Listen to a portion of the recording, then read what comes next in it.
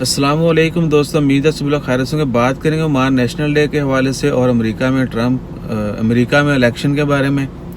Election वाली गल ज़रूर सुन के जाया जाए तो ओमान में नेशनल डे के हवाले से इस साल जो है अभी तक कार डेकोरेशन, यानी हर साल आपको पता है कि नेशनल डे के मौका पर लोगों को इजाज़त दी जाती है कार्स को, गाड़ियों को जो है वो डेकोरेट कर सकते हैं। ओमान नेशनल डे के मुनासबत से पिक्चर लगा सकते हैं, पेंटिंग वगैरह कर सकते हैं, लेकिन इस साल अभी तक इजाज़त नहीं दी गई। और हमारे ख्याल में ये इसलिए नहीं दी गई कि लेट हिज़ मैजेस्टी सुल्तान कबूस बिन सईद जनवरी में उनकी वफ़ात हुई थी, तो शायद बड़े एहतराम और अदब के साथ मनाने का जो है उनका प्लान हो ओमान गवर्नमेंट का। सो इंशाल्लाह खैर अगर इसके बारे में कोई भी अपडेट आती वो भी आपके साथ शेयर करेंगे। अमेरिका का इलेक्शन साढ़े वास्ते इंपॉर्टेंट क्यों है? एक्चुअली हमारे लिए अमेरिका का इलेक्शन ज़रूरी नहीं है, हमारे लिए हार जीत का मज़ा ज़रूरी है।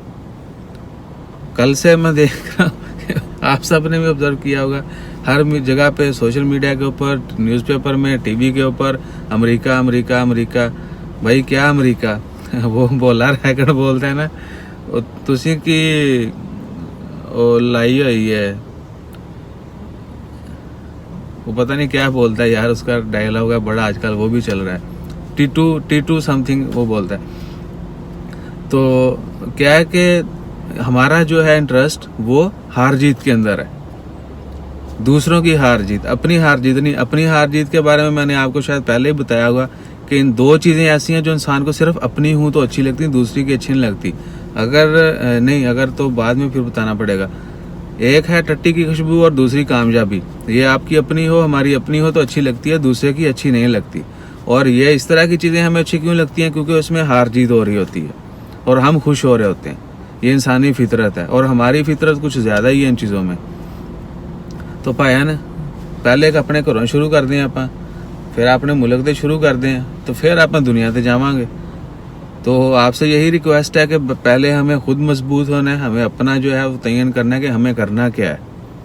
हम अपनी हार जीत को जो है ना पहले वो बर्दाश्त करना शुरू करें, फिर दुनिया में दिलचस्पी लेंगे और विल ओवरकम देम ऑल्सो। हाँ, इस चीज़ के ऊपर, इस टॉपिक के ऊपर जितनी मर्जी बातें कर लें वो ख़त्म नहीं होंगी। तो मेरा पॉइंट शायद आप लोग समझ गए होंगे। इंशाल्लाह खैर, अमेरिका छोड़ो, फ्रांस छोड़ो, ये वो छोड़ो, सारे छोड़ो, पहले ख़ुद को बेहतर करते हैं, बाद में बाकियों को देख लेंगे। सो इंशाल्लाह खैर अपना ख्याल रखें, दुआओं में याद रखें। अब सब्सक्राइब करना मत भूलिएगा। जज़ाकल्लाह, अल्लाह हाफिज़।